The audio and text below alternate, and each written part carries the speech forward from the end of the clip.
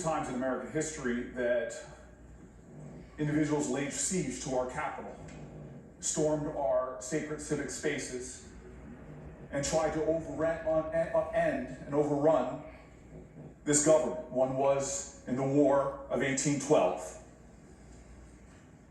and the other one was today.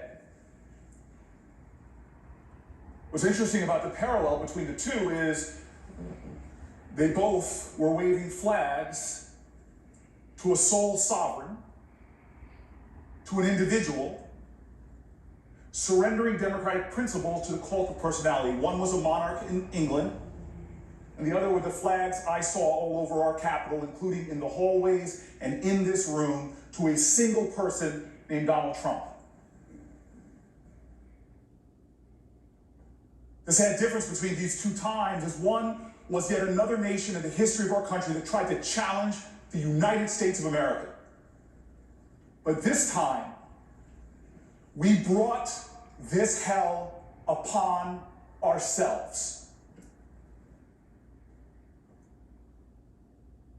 My colleague from Texas said that this was a moment where there were unprecedented allegations of voter fraud. Yes, that is true.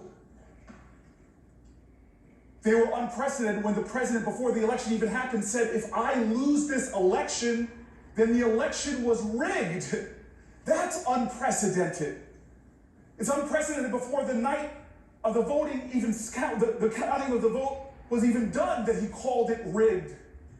And it's unprecedented that he's fanning the flames of conspiracy theory to create a smokescreen in this nation to cover what he is trying to do, which is undermine our democratic principles. But it's not just that. The shame of this day is it's being aided and abetted by good Americans who are falling prey, who are choosing Trump over truth,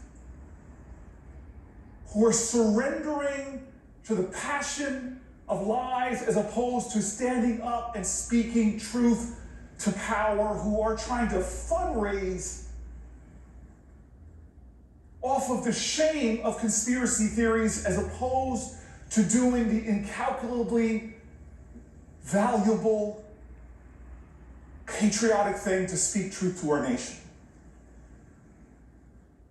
Our democracy is wounded, and I saw it when I saw pictures of yet another insurgency, of a flag, of another group of Americans who tried to challenge our nation. I saw the flag of the Confederacy there.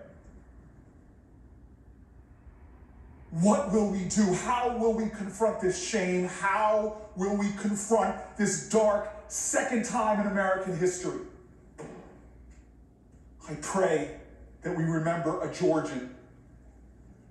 His words, all I can say is we must in spirit join together like those Georgians on a bridge called the Edmund Pettus, who joined hands, who were called threats to our democracy, who were called outrageous epithets when they sought to expand our democracy, to save it, to heal it, when they joined arm in arm and said what we should say now, commit ourselves to that ideal, that together we shall overcome.